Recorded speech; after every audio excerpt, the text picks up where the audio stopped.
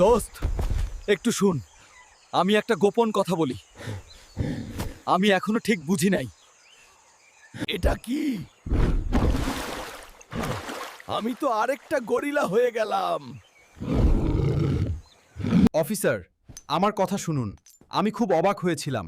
এই দেশে টরেট নামের হাজার হাজার গেরিলা আছে, কিন্তু আমরা জানি না। আমি এত কষ্ট করে ভিডিও বানাই, সাবস্ক্রাইব করো না কেন? জলদি করো। তোমরা সাবস্ক্রাইব করলে আমি আরো ভিডিও দিব, তাড়াতাড়ি করো।